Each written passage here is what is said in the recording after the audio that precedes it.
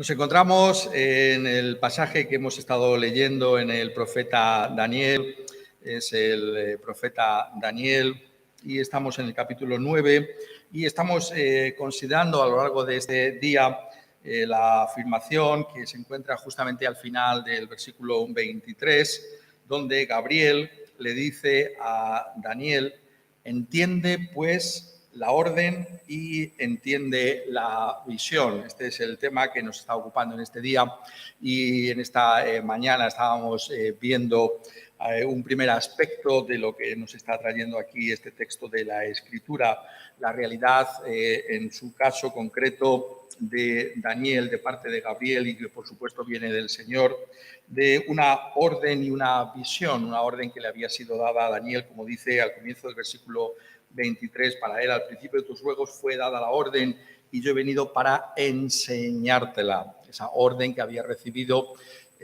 tiene un contenido, ¿no? Esa orden de ir a instruir a Daniel, en su caso, con esa amplia y rica revelación del futuro del pueblo de Dios. Como sabemos, esta profecía de Daniel tiene que ver con el futuro del pueblo de Dios, algo que le fue dado al profeta Daniel en particular para enseñar a la iglesia de todos los tiempos. Y esta orden es una orden que tiene que ser enseñada, que tiene que ser expuesta y tiene que ser entendida esa misma visión. Y estábamos viendo en esta mañana cómo estas palabras son sinónimos de lo que hoy en día entendemos como la Escritura, la palabra de Dios, la revelación que Dios nos ha dado de sus propios caminos y de su salvación que tenemos en la persona del Señor Jesucristo, es decir, lo que hoy llamamos toda la Escritura, las Sagradas Escrituras, la palabra de Dios. Y estábamos viendo también cómo esta orden y esta visión, usando los términos concretos que aquí usa Gabriel para con Daniel, tienen que ser entendidas. Es decir, tenemos la Escritura, tenemos la Biblia, pero ¿qué vamos a hacer con la misma? ¿Para qué nos ha sido dada, si lo puedo decir de otra manera, la Biblia? Bueno, pues aquí se nos está diciendo con toda claridad que debemos entender la palabra de Dios. Y cuando vemos justamente el contenido de esa orden que le fue dado a Daniel a partir del versículo 24 hasta el versículo 27, nos damos cuenta de que hay muchas veces una gran dificultad para entender esa misma palabra del Señor. Estos versículos del versículo 24 al versículo 27, pues se han escrito auténticos ríos de tinta para que se pueda entender, buscando entender lo que estos versículos significan. Y al mismo Daniel se le instruye para que pueda entender esas palabras. Sabemos que básicamente sí que vemos que tienen que ver con la venida de nuestro Señor Jesucristo, algo que para Daniel estaba en el futuro, pero que para nosotros ahora está en el pasado. Él miraría hacia el futuro porque ese Mesías príncipe del que habla aquí en el versículo 25 todavía no había venido, y él contemplaba ese futuro tal y como se anunciaba en la Escritura. Nosotros, por el contrario, miramos hacia el pasado, porque el Mesías príncipe ya vino, como dice aquí, para expiar el pecado, es decir, para ofrecer un sacrificio en aquella cruz por nuestros propios pecados, para que ahora nosotros, por causa de esa sangre que fue derramada en aquella cruz del Calvario, nosotros ahora pudiéramos ser perdonados por la fe en el Señor Jesucristo. Pero sabemos que hay mucho más que simplemente lo que acabo de mencionar como un bosquejo. Es una gran profundidad la que tiene la obra de nuestro Señor Jesucristo, y aquí se habla acerca de esa realidad y también de lo que iba a acontecer con la ciudad de Jerusalén y todo lo que habría de venir posteriormente. Y por tanto, estábamos diciendo en esta mañana que no solamente tenemos la Escritura, no solamente tenemos la revelación de la palabra de Dios, sino que es también ahora lo que Dios pide de nosotros es que podamos entender esa revelación de la palabra de Dios. Somos llamados a entender la Escritura, y constantemente encontramos tanto en el Antiguo Testamento como en el Nuevo Testamento cómo se nos llama a entender la palabra de Dios. La palabra de Dios no es simplemente que tenemos la Biblia y decimos, ya tengo la Biblia y Dios está conmigo, sino que Dios está con nosotros en tanto en cuanto entendemos la palabra de Dios, en tanto en cuanto estudiamos la palabra de Dios, vemos lo que significa y buscamos vivir a la luz de la misma, una palabra de Dios que estamos diciendo que nos centra en la persona del Señor Jesucristo. Y lo que estábamos diciendo, por tanto, es que una cosa es la revelación, es la Biblia, que nos ha sido dada una vez y para siempre y que ha sido concluida con el Nuevo Testamento, 66 libros que componen toda esa revelación de Dios para con su Iglesia. Y otra cosa distinta es la iluminación que necesitamos para entender la palabra de Dios. Y esto es a lo que me gustaría que pudiéramos centrarnos en esta ocasión, también en esta tarde, que pudiéramos seguir reflexionando sobre esa iluminación que necesitamos para entender la palabra de Dios. Y en particular que lo pudiéramos hacer a la luz de ese pasaje que hemos leído en el Nuevo Testamento, que es la epístola a los Efesios, en el capítulo 1, donde encontramos justamente una aplicación neotestamentaria, es decir, en los tiempos del Nuevo Testamento, de lo que se estaba diciendo a Daniel en su contexto. Es decir, Daniel tiene una orden y tiene una visión y se le dice que la entienda. Pues bien, aquí el apóstol Pablo también nos trae una revelación de los planes de Dios para con su Iglesia, unos planes que son eternos, unos planes que se hunden sus raíces antes de la fundación del mundo, como dice en el capítulo 1 y desde el versículo 3, un plan que pasa por la persona del Señor Jesucristo, en quien tenemos redención por su sangre, el perdón de pecados según las riquezas de su gracia, un plan que pasa también por la venida del Espíritu Santo para morar en la Iglesia. ¿Qué hace aquí el apóstol? Notadlo, es muy interesante y esto es lo que me gustaría que viéramos en esta tarde. Una vez que ha revelado el contenido de ese plan de Dios, de esa realidad, de esa salvación que tenemos en Cristo desde toda la eternidad de parte del Padre y que se nos aplica por el Espíritu Santo, ¿qué es lo que hace aquí? Pues es lo que me gustaría que viéramos. Notad lo que aquí nos trae la Escritura. Dice en el capítulo 1 y en el versículo 15, por esta causa también yo, habiendo oído de vuestra fe en el Señor Jesucristo y de vuestro amor para con todos los santos, no ceso de dar gracias por vosotros, haciendo memoria de vosotros en mis oraciones. Es decir, lo que hace el apóstol ahora es orar, pedir para que ese conocimiento que tenemos en las Escrituras acerca de nuestra salvación y lo que implica vivir a la luz de la misma, podamos experimentar la realidad de lo mismo en nuestras vidas, podamos vivir a la luz de esa realidad entendiendo lo que significa. Y la palabra que usa particularmente el apóstol, y es la que yo me estaba refiriendo como esa iluminación, es la que comienza el versículo 18, cuando dice, alumbrando los ojos de vuestro entendimiento. Quiero que esto quede muy claro, porque esto es fundamental. Es decir, tenemos la Escritura, tenemos la palabra de Dios. Es algo objetivo. Nosotros podemos leer y tenemos, que decíamos esta mañana, estudiarla, indagarla, memorizarla, estudiarla. Pero necesitamos algo más. Necesitamos ser alumbrados en nuestro entendimiento para ver la aplicación espiritual de esa palabra a nuestras propias vidas. Esto es igualmente necesario. Lo pongo de otra manera. La Biblia es una revelación que nos ha sido dada por el Espíritu Santo que inspiró a los santos profetas y a los apóstoles para escribirla. Pues bien, ese mismo Espíritu Santo es el que necesitamos nosotros ahora para que alumbre nuestro entendimiento para entender esa palabra, para vivir a la luz de la misma.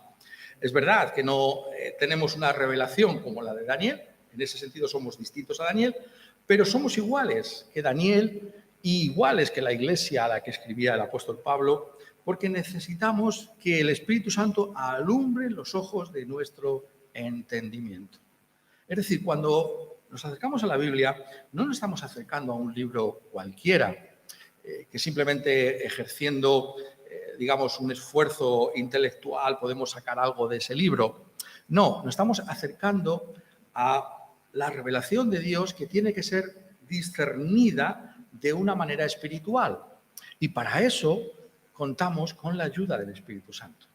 Por eso cuando nos acercamos a la Escritura tenemos que orar, tenemos que clamar a Dios y decir, Señor, enséñame por medio de tu propia palabra.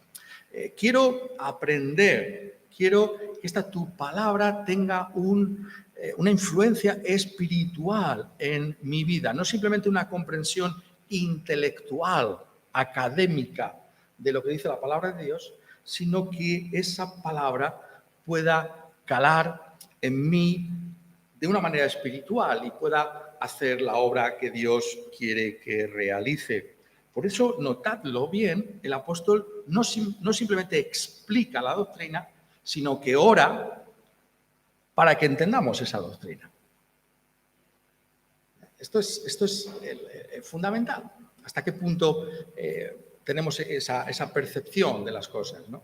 Por eso, simplemente, hay muchas maneras de verlo también, ¿no? Pero una de las maneras de verlo en cuanto a nuestro culto público, no simplemente leemos la Biblia y la explicamos, ¿no? ¿Qué hacemos? Oramos a Dios. Necesitamos que Dios nos dé su Espíritu Santo para entender su palabra.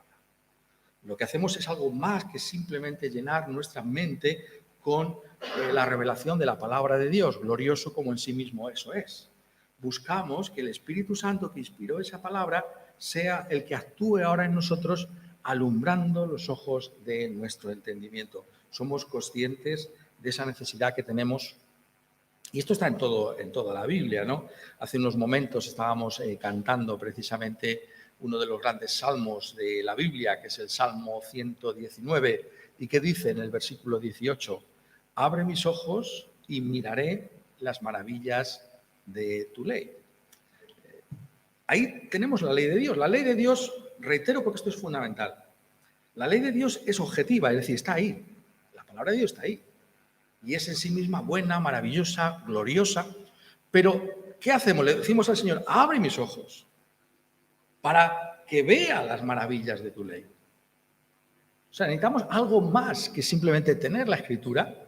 Tenemos que pedir al Espíritu Santo que abra nuestros ojos para que contemplemos, para que podamos mirar con los ojos del Espíritu Santo, si lo puedo decir así, las maravillas de la ley de Dios. Lo hacemos, clamamos así al Señor. Cuando nos acercamos a estudiar la Biblia, lo miramos desde ese punto de vista, esa dependencia del Espíritu Santo para entender esa su palabra. Y lo que vemos aquí, por tanto, es aquellos elementos que el apóstol Pablo seleccionó como fundamentales a la hora de acercarnos a la Escritura. La Escritura lo que hace, en primer lugar, es mostrarnos que debemos siempre verlo todo desde el punto de vista de Dios mismo. Es decir, la Escritura lo que tiene de maravilloso es que es la perspectiva de Dios sobre todas las cosas. Y la Escritura lo que quiere es que nosotros podamos ver las cosas desde el punto de vista de Dios. Y no solamente eso, sino que podamos ver que Dios es el protagonista central de la misma palabra suya. Por eso ha dicho anteriormente, para que el Dios de nuestro Señor Jesucristo, el Padre de gloria, os dé espíritu de sabiduría y de revelación en el conocimiento de Él. Ese conocimiento de Dios es central, es decir, estamos aquí para conocer a Dios por medio de su propia palabra. Solo Dios es el centro de nuestro estudio de su propia palabra. Y por tanto, cuando nos acercamos a cualquier texto de la Biblia, tenemos que plantearnos qué aprendemos acerca de Dios, en primer lugar.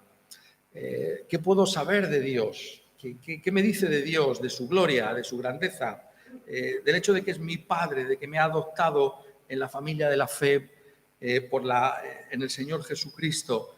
Es Dios, por tanto, el centro de nuestra experiencia del conocimiento de la Escritura. La Biblia está dada, en otras palabras, para que conozcamos a Dios. Y esto es fundamental, que nos demos cuenta de ello, porque nuestra mente, incluso con nuestras mejores intenciones, distorsiona siempre a Dios.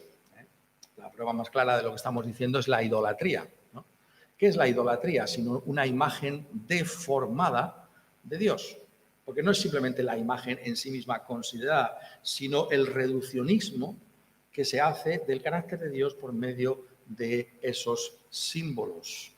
Y por tanto, la Escritura lo que hace es corregirnos, no solamente en cuanto a una imagen externa, sino también una imagen mental que podemos tener de parte de Dios. ¿Cuántas veces hablamos con las gentes y decimos, ¿y tú qué crees? Bueno, pues yo creo que hay una fuerza, dice la gente, o yo creo que hay un Dios, pero cuando les preguntas, cuando miras lo que están diciendo, te das cuenta que ese Dios del que están hablando es un Dios a su imagen y semejanza. Como ellos piensan, así tiene que ser su Dios. La gente dice, bueno, es que si Dios existe, tendría que hacer esto y tendría que hacer lo otro. Detrás de esas palabras está un Dios a su propia imagen y semejanza. ¿Qué es lo que hace la Biblia con nosotros? Nos corrige constantemente. Es, como decía C.S. Lewis, el autor de las Crónicas de Narnia, la gran iconoclasta, es decir, la gran rompedora de ídolos, ¿no? La palabra de Dios, porque tú vas con una idea de Dios, lees la Biblia y esa idea se resquebraja. Dios no es como yo me pensaba. Es totalmente distinto, ¿no? Y eso es lo que se nos está constantemente trayendo en la Escritura. Tenemos que darnos cuenta de que ese es el propósito que tiene la palabra de Dios. Lo vemos de una manera muy particular en la experiencia de uno de los grandes santos del Antiguo Testamento, Job. Job, podemos pensar que era un hombre que conocía a Dios. Si alguien conocía a Dios, era Job. Esto no lo digo yo porque a mí me parezca, aunque también lo podría decir habiendo leído su libro, es que lo dice Dios mismo de Job, porque dice que había un hombre que era perfecto y recto, temeroso de Dios y apartado del mal. Ese era Job. Y sin embargo, ¿qué es lo que vemos al final de su libro? Al final de su libro vemos una revelación que Dios hace de su carácter y de sus caminos a Job. ¿Y qué es lo que dice Job? He aquí que yo soy vil, ¿qué te responderé? Mi mano pongo sobre mi boca.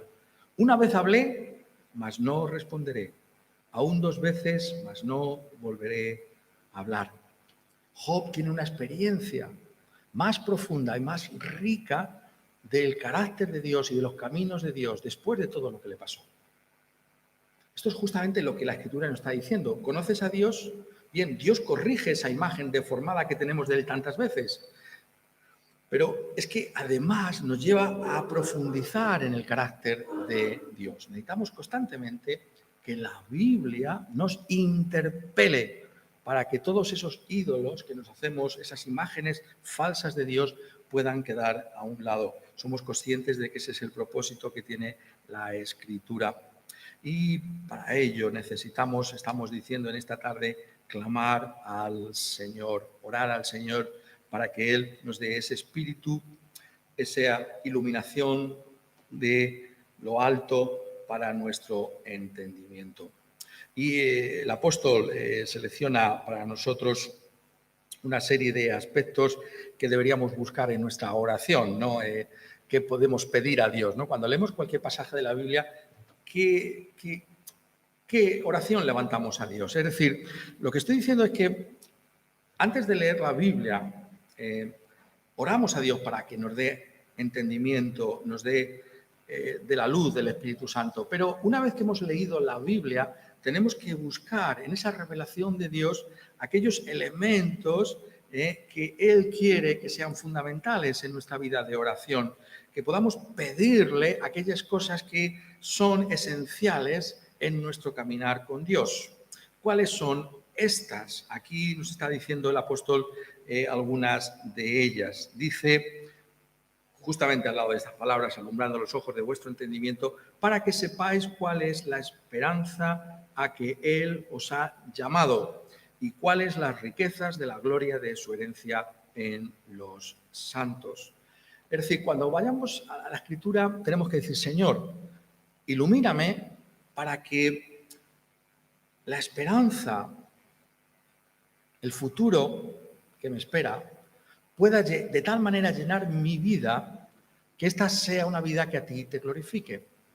¿No es esto justamente lo que entiende Daniel? Daniel, recordad el capítulo 9, su contexto, está confesando el pecado del pueblo. Está confesándolo a la luz de la promesa de que el pueblo iba a regresar de la cautividad babilónica. Esto es algo que se encontraba ya en la profecía de Jeremías y es justamente lo que trae Daniel delante del Señor. Tú has dicho en Jeremías que vamos a regresar de la cautividad babilónica. ¿Qué es lo que está trayendo? Está trayendo una esperanza de un futuro glorioso para el pueblo que estaba en esos momentos cautivo en Babilonia. Pero había un futuro glorioso. La revelación que recibe a partir de ese versículo 24 del capítulo 9 de Daniel nos está hablando de ese futuro igualmente. Hay una esperanza gloriosa de un futuro maravilloso para el pueblo de Dios. Es exactamente lo que aquí el apóstol dice que debemos pedir, porque él pedía por los efesios. Quiero que sepáis cuál es la esperanza a la que él os ha llamado, cuáles las riquezas de la gloria de su herencia en los santos. Lo pongo de otra manera, ¿no? La escatología siempre es lo primero. Esta frase necesita ser explicada cuidadosamente. La escatología tiene que ver las últimas cosas. Pensamos, ¿no? Cuando leemos, la segunda venida de Cristo, el futuro, como queramos llamarlo, ¿no? Eso es al final, ¿no? Pues lo que dice la Biblia es muy interesante. Dice que tenemos que ver que esto es lo primero. Es decir, vivimos a la luz del futuro. Y eso cambia nuestra forma de vida aquí. Vivimos a la luz de la esperanza. Pero la esperanza la palabra que usa la Escritura y que se traduce como esperanza, no es lo que entiende la gente de este mundo. Bueno, a lo mejor pasa eso o a lo mejor no pasa, no. La esperanza cristiana es certidumbre.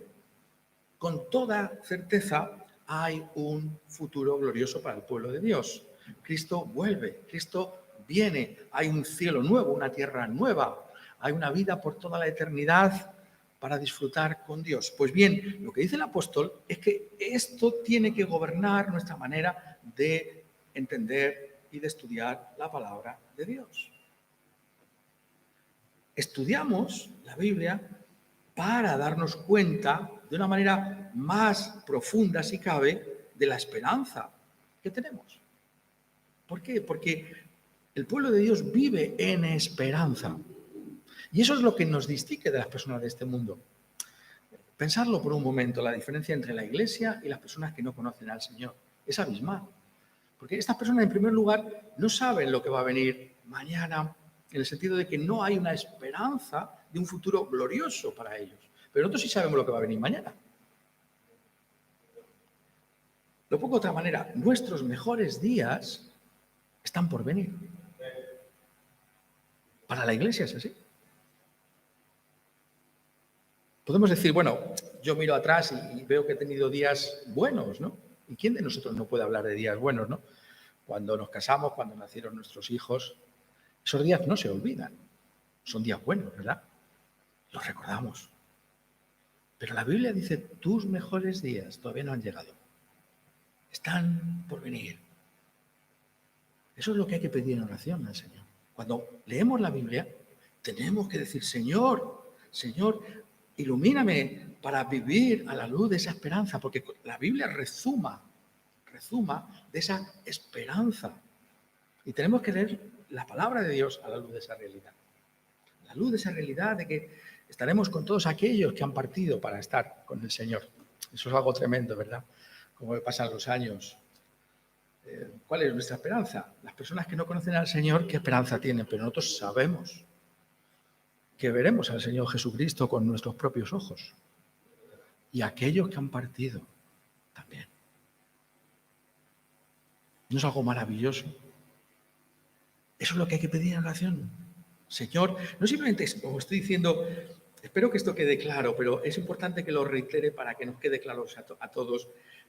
No es simplemente estudiar la Biblia, es estudiarla orando, diciendo, Señor, dame esa esperanza. Que el texto cree en mí esa esperanza. Oramos así. Eso es lo que Pablo oraba por los efesios, eso es lo que tenemos también que pedir nosotros. Pero en segundo lugar, notad la segunda petición del apóstol. Dice, versículo 19, ¿y cuál es la supereminente grandeza de su poder para con nosotros los que creemos según la operación del poder de su fuerza, la cual operó en Cristo resucitándole de los muertos y sentándole a su diestra en los lugares celestiales. En segundo lugar, nos dice que cuando leamos la Escritura tenemos que ser conscientes del poder de Dios que está presente en todos aquellos que somos cristianos. ¿Qué es ser cristiano? Sino estar imbuido del poder del Espíritu Santo. Eso dice el apóstol. Tenemos el poder. Siempre me ha llamado mucho la atención este versículo 19, entre otras cosas porque aquí el apóstol, para describir el poder que habita en el cristiano, tiene que recurrir a, se lo puedo decir así, a todas las palabras del diccionario griego, ¿no? Porque ya no le queda ninguna más que usar, ¿no? Cuando dice operación del poder de su fuerza. Todas las palabras que hay en el griego, eficacia, fuerza, energía, están ahí. Ya no hay más el vocabulario. Vete al diccionario griego, ya no hay más. Todas las tiene que usar. Porque está hablando de algo tan glorioso, que es el poder de Dios. Pues bien, el poder de Dios está en tu vida. Y ese poder de Dios te viene por medio del Espíritu Santo cuando estudias la palabra de Dios, cuando meditas en la palabra de Dios, cuando entiendes la palabra de Dios. Señor, quiero experimentar el poder de la Escritura en mi vida. No simplemente que estoy leyendo. Señor, hazme sentir que esta palabra es una palabra poderosa. Y por si fuera poco, por si acaso no es suficiente lo que ha dicho, dice, ese poder que habita en el cristiano, notadlo bien lo que dice, es el poder que resucitó a Cristo Jesús de entre los muertos. ¿Hay poder como ese? No hay poder como ese. Porque es el poder que hizo que alguien que estaba muerto totalmente viniera nuevamente a la vida. El cuerpo del Señor Jesucristo fue levantado de la tumba con el gran poder de Dios.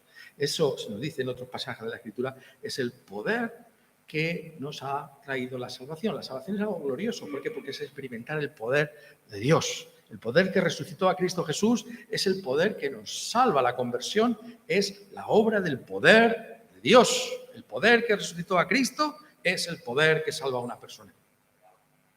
Somos objeto del poder de Dios. Y eso es lo que hay que buscar. Señor, hazme consciente en mi debilidad. Muchas veces hablamos de la debilidad, pero deberíamos hablar también cuando afrontamos el poder del pecado. ¿Cómo puedo yo vencer a este pecado, a esta tentación? Señor, dame de tu poder, porque tu poder es más fuerte que ningún otro poder. El pecado es poderoso, sí, pero tu poder, Señor, es más fuerte que el pecado. Y ese poder es el que se nos da a la Iglesia. Y lo que está diciéndonos aquí es que necesitamos ese poder de Dios para experimentar la realidad de lo que significa glorificarle en toda nuestra manera de vivir. Es decir, hay una percepción espiritual de las cosas divinas que tiene una influencia santificadora en nuestras vidas. Eso es lo que hay que buscar. Es decir, cuando leemos la Biblia, si es algo espiritual, tiene que santificarnos, es decir, conformarnos a la imagen del Señor Jesucristo. No simplemente llenar nuestra cabeza y decir, fíjate lo que sé, no, hacernos más humildes, tener más amor, más compasión por los pecadores, misericordiosos. Si hay algo de esto en nosotros, esa es la evidencia de que el poder de Dios está en nuestra vida. Es decir, tenemos que ir a la Escritura y decir, Señor, quiero ser moldeado por esta tu palabra.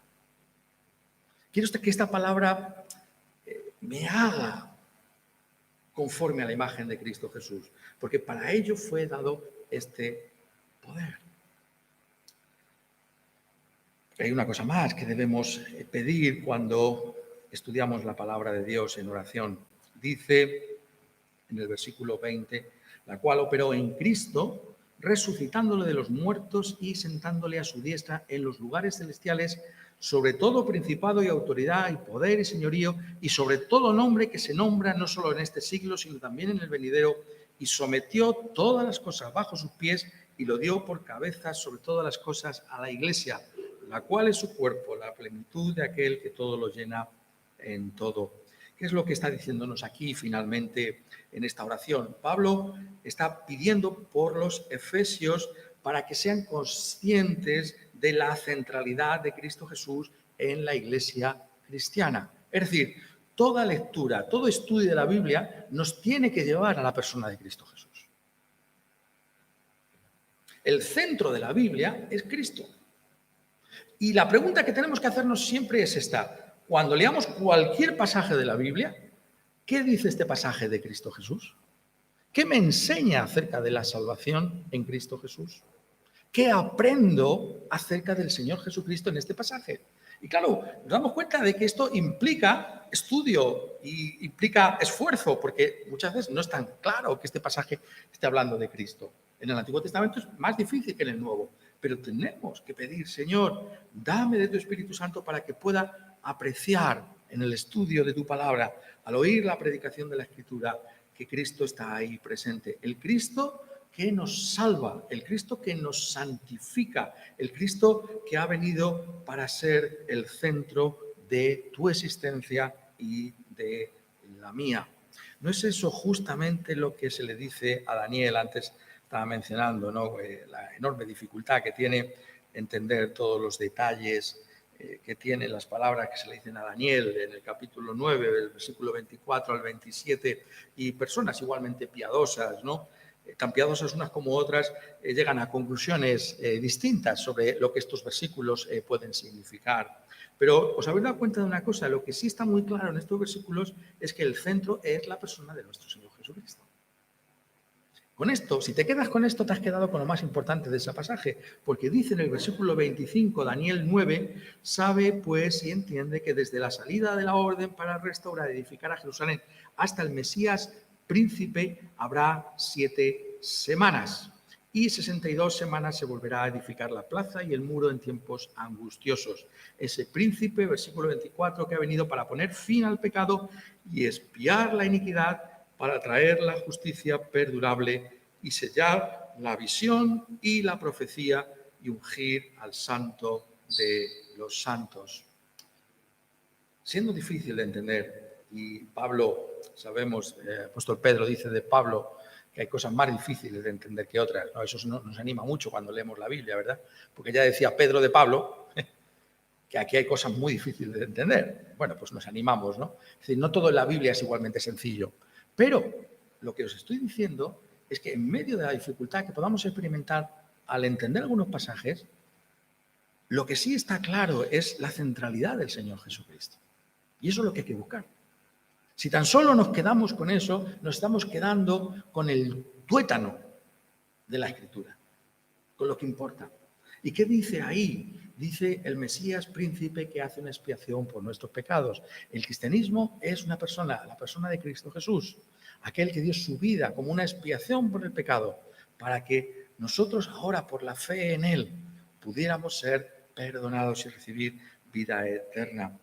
Esa realidad de quién es Cristo Jesús, de aquel que murió en la cruz, pero que ha resucitado, dice aquí, y se ha sentado a la diestra en los lugares celestiales, donde está reinando sobre todos, hasta que, como dice en otro pasaje, todos sus enemigos sean puestos como estrado de sus pies. Pues aquí en el versículo 22, sometió todas las cosas bajo sus pies. Y por tanto, el cristiano vive a la luz de la persona y de la obra del Señor Jesucristo. Lo que significa Cristo Jesús para nosotros. La realidad de que Él es siempre nuestro Salvador, que no nos deja ni nos abandona. Me encanta esa referencia que se trae aquí, que no se menciona tantas veces cuando hablamos de la persona del Señor Jesucristo, pero que lo dice aquí el apóstol, sentándole a su diestra en los lugares celestiales. ¿Dónde está Cristo ahora? Está sentado. ¿Qué significa esto? Simplemente es una referencia a una posición física, no. En la Escritura es una metáfora. Significa que Cristo ha concluido su obra de expiación. Recordad que los sacerdotes, ¿cómo ofrecían los sacrificios? De pie. ¿Vale? Pues hay que conocer bien el Antiguo Testamento, porque te enseña tanto. Pero Cristo se ha sentado. ¿Eso qué quiere decir? Significa que el sacrificio ya ha sido realizado, es único e irrepetible, es final. No se puede actualizar. Ya ha triunfado. La ofrenda por el pecado ya se ha realizado. Él no es un sacerdote que está de pie, está sentado. ¿Y eso qué significa? Significa que está reinando, la otra metáfora poderosa, el que se sienta en el trono. Él es aquel que gobierna toda realidad para el bien de su iglesia y para la gloria de Dios. A la luz de esto, lo que tenemos que vivir nosotros. A la luz de quién es Cristo Jesús, a la luz de la posición que está ocupando, porque en ese trono, se nos dice también la Escritura, está intercediendo por la iglesia, está pidiendo por nosotros para que en todo momento podamos permanecer firmes en el Evangelio. Y por ello tenemos que clamar al Señor para que nos haga conscientes de Cristo Jesús en las Escrituras. Pero una percepción, estamos diciendo, espiritual estas cosas. No simplemente que lo entiendo con la mente. Claro, todo pasa por la mente en primer lugar, por supuesto. Pero tiene que llegar al corazón. Tiene que transformarnos, tiene que hacernos distintos. Y esto es algo que debemos encarecidamente pedir en nuestras oraciones. Por tanto, el conocimiento de Dios es un conocimiento que nos viene por medio de la revelación de su propia palabra. Fuera de la Escritura no hay entendimiento de Dios, no hay conocimiento de Dios, no hay nada que podamos saber acerca de Dios de una naturaleza salvadora. Pero una vez que tenemos la Escritura, la palabra de Dios, tenemos que rogar al autor de la misma, al Espíritu Santo, para que nos alumbre, para que nos ilumine, para que podamos entender lo que nos está diciendo y esto pueda transformar nuestra vida. En primer lugar, que pueda salvarnos. Es por medio de la Escritura que somos salvos. La palabra de Dios, la que viene a nosotros por el Espíritu Santo, nos convence de nuestro pecado y nos hace ver que la gloria de la obra completada en aquella cruz por el Señor Jesucristo, la sangre que solo puede, la única que puede limpiarnos de todos nuestros pecados. Y esa realidad de aquel que, habiendo vencido a la muerte, está sentado, gobernando sobre toda realidad. Esto es lo que hay que buscar. La realidad de quién es Él, de ese poder que está a nuestra disposición, el poder que está en aquel que está sentado en aquel trono, ese poder que le envía a la Iglesia por el Espíritu Santo y que nos hace vivir finalmente con esa esperanza. Nosotros vivimos con esperanza. Eso es lo que nos distingue. Esa es la Iglesia cristiana. Al estudiar la Biblia, Señor, muéstrame las riquezas de la gloria de tu herencia entre los santos. Quiera Él, por tanto, que así podamos conocer a Dios por su palabra y en oración, buscando que esa palabra pueda hacernos bien para su propia gloria. Que así sea en todos nosotros. Amén.